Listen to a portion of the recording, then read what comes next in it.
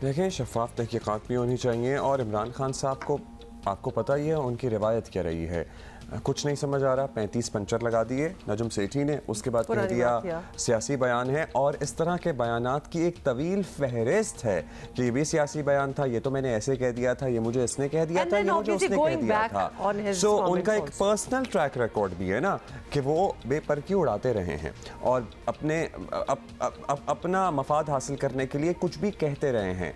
So considering that track record in mind, Imran Khan साहब के पास hopefully को सबूत होंगे। अगर सबूत होंगे वो किसी को पेश करेंगे। और by the way, Imran Khan साहब पे हमले के लिए वज़ीर आज़म पाकिस्तान ने चीफ जस्टिस को एक ख़त लिखा है। कई हफ्ते हो गए अब उसको कि उस मामले की तहकीकात कराएं, लेकिन चीफ जस्टिस सारे मामलात की सुनवाई कर रहे हैं, सारी कार्रवाइयाँ आगे बढ़ रही हैं। लेकिन एक ऐसा मामला जो PTI के लिए भी बड़ा इंपॉर्टेंट है और हुकूमत के लिए भी, उस पर क्यों नहीं जुडिशल कमीशन बन रहा सुप्रीम कोर्ट के जजेस पर मुश्तमिल, जबकि वज़ीर आज़म पाकिस्तान खत लिख चुके हैं। और दूसरी बात ये, आपको पता है ये सारा जब हमला हुआ है तो PTI की ही हुकूमत थी पंजाब में, तो वो भी एक सवाल उठते हैं कि डिस्पाइट देयर हुकूमत क्यों बहुत सी चीज़ें नहीं हुई, जैसे ख़ास तौर पे FIR का मामला है। फिर फवाद चौधरी जब कहते हैं ना कि मुझे ISPR के बयान की लॉजिक समझ नहीं आई, तो फिर आसमान भी हैरान होता होगा और ज़मीन भी परेशान होती होगी कि ये जिनकी खैर छोड़िए, तो बेसिकली छोड़ देना, जिनकी सियासत इन्हीं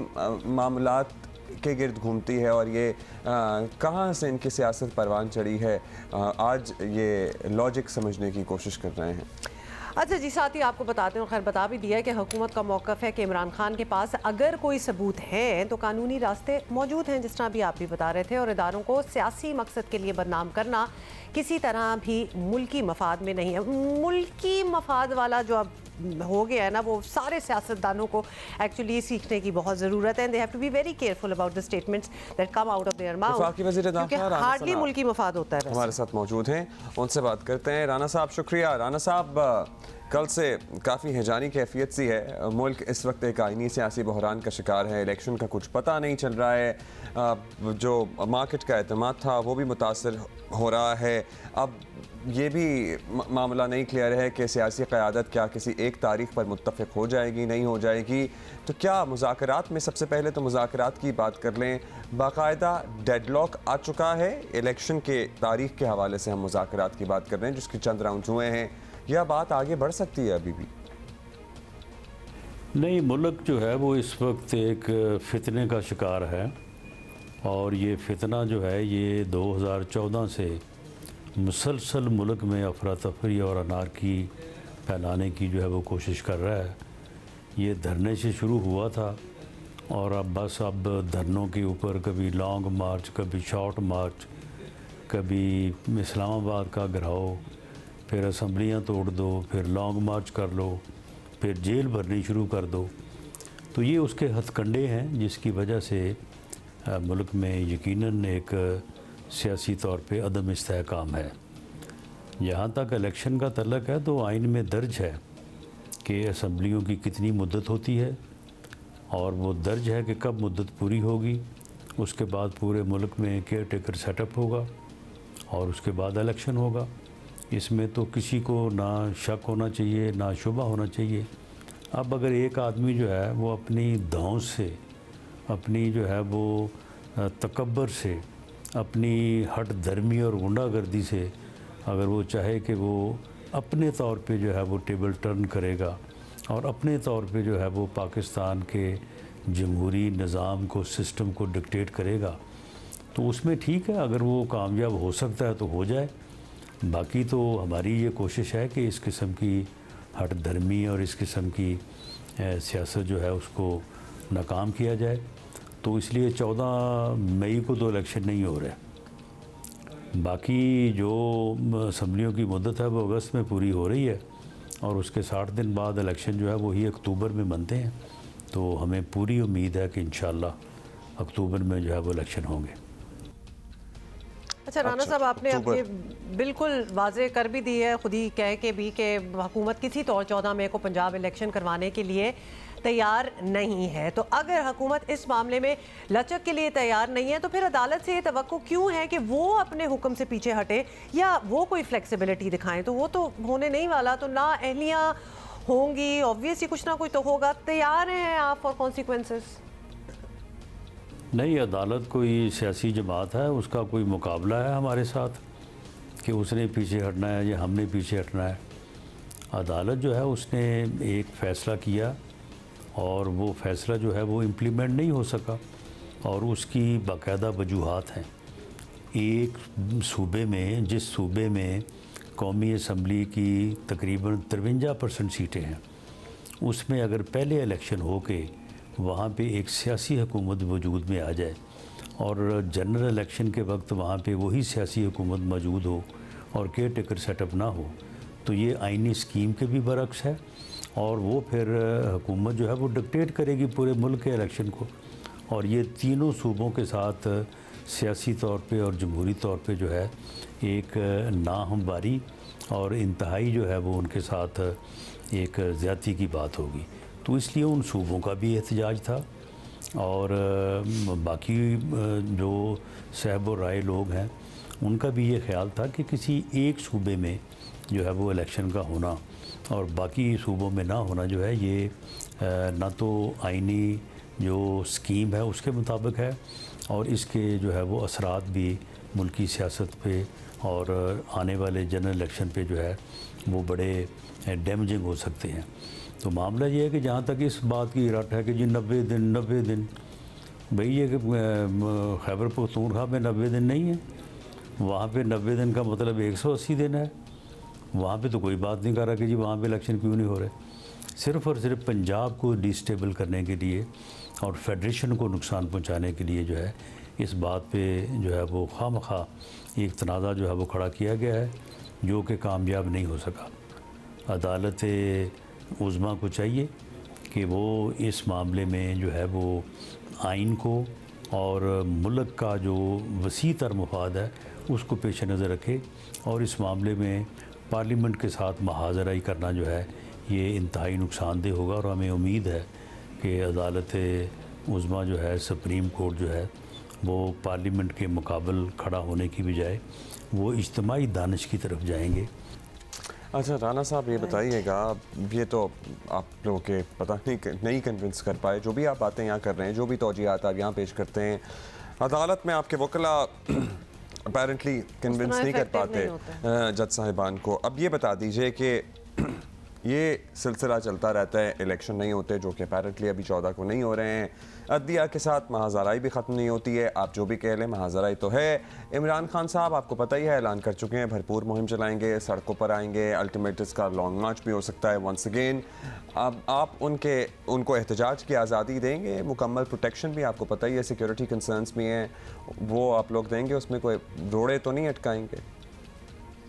नहीं, ये सड़कों पे कब नहीं आए, ये तो जब से चले हैं 2014 से सड़कों पे ही रहे हैं। ये तो जब हुकूमत में तब भी सड़कों पे ही थे। तो सड़कों पे जब ये होते हैं तो हालत इनकी ये होती है कि सोशल मीडिया में इनका शोर शराबा, पॉपुलैरिटी का प्रोपेगेंडा, और जब एहतजाज के लिए तो किसी जगह पे 70, किसी जगह पे 150, किसी जगह पे 250, ये इनका आलम होता है। तो इसलिए ये सड़कों पे आने वाली जो इनकी दौंस और धमकियाँ हैं ये हमने जो है वो पहले भी सारी देखी हुई हैं। तो इंशाल्लाह अब भी जब आएंगे तो इनका अंजाम जो है ना वो पहले से ना मुख्तलिफ होगा और ना ही जेल भरो तहरीक से कोई इनकी तहरीक ज़्यादा कामयाब होगी।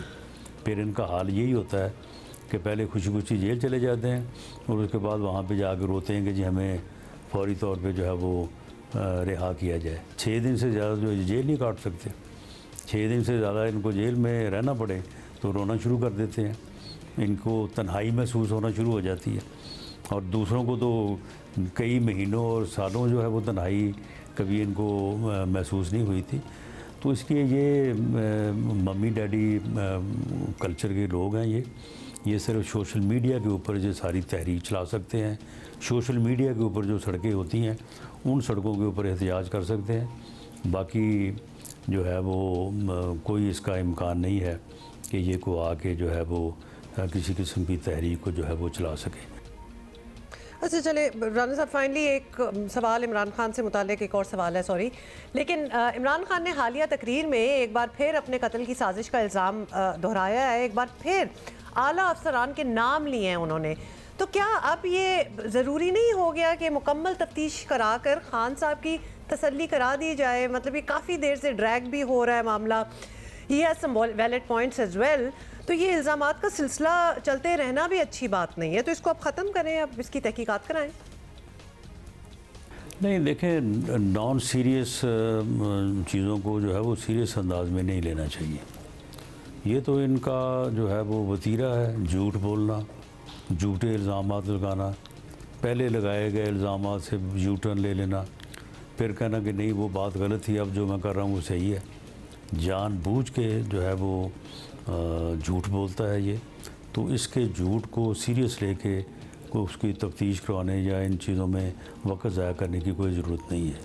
बहुत शुक्रिया आपका राना सनाउल्लाह साहब। और एक ये जो टर्म है ना, यहाँ पे मैं क्लियर कट वजाहत करना चाहूँगा, मम्मी डैडी, ये क्या होती है? अव्वल तो ये इससे क्या मुराद है, और दूसरा ये कि अगर ये किसी तज़हीकी अंदाज में कोई इस्तेमाल करने की कोशिश कर रहा है तो ये कोई तज़हीक नहीं है। अगर कोई भी बच्चा, चाहे वो लड़का हो या लड़की हो, अपने वालिदैन से ज़्यादा अटैच्ड है या उसने वालिदैन में ओवर प्रोटेक्टिव होते हुए उसको बहुत ज़्यादा बाहर निकलने नहीं दिया और वो वाकई बड़े होने तक अपने मम्मी और डैडी को अपने साथ रखता है, तो इसका मतलब है कि हम उसे बुली करें या हम उसकी तस्दीक करें। प्रॉब्लम इधर ये है मम्मी और डैडी, यही अब्बू और अम्मी या माँ बाप कर दिया जाए ना, तो ऑफ कोर्स हमारा तो फ़र्ज़ है, हम अपने माँ बाप के हमने उनका ख्याल रखना है और हो सके तो पूरी ज़िंदगी उन्हीं के साथ गुजारें। अब इसी को अंग्रेज़ी में आप लोग मम्मी डैडी करके उसको इतना बुरा बना देते हैं, विच इज़ रॉन्ग। दूसरी बात, राना साहब ने अभी तो खैर वो चले गए हैं, और लेकिन एक और चीज़ जो इन्होंने दूसरी बात यह है कि राना साहब, अगर आप इसी खाम ख्याल में रहेंगे ना कि पाकिस्तान तहरीक इंसाफ मम्मी डैडी आपके मुताबिक, वैसे तो हमें ये टर्म ही समझ नहीं आती, तो आपको याद है आप उसकी कोई एक्सप्लेनेशन नहीं हो सकती, उस पर गैर कानूनी होने पर ज़रूर बात हो सकती है। वो जो इमरान खान की गिरफ्तारी की कोशिश इनके कारकुनों ने नाकाम बनाई थी, वो मम्मी डैडी तो नहीं मामला लग रहा था काफ़ी, जो आपके मुताबिक मम्मी डैडी है, सीरियस वो काफ़ी सीरियस मामला था। और दूसरा राना साहब ने अभी कहा है कि बड़ी नॉन सीरियस किस्म के इस तरह इल्ज़ामात लगाते हैं और उनको इतना मतलब एक सेकंड, इस मुल्क में हमने हमारी तो हिस्ट्री, चेकर्ड हिस्ट्री है हमारी, कि हमारे जो लीडर्स होते हैं उनको किस तरह इसी टेररिज्म अटैक्स में मार दिया जाता है। तो अटैक तो खान साहब पे हुआ था कि नहीं हुआ था, पूरे मुल्क ने देखा, टीवी पे लाइव चल रहा था। तो उस चीज़ को अगर आप कह देना कि जी सीरियसली अगर कोई डिमांड होगी, भाई उसकी तहकीकात करें।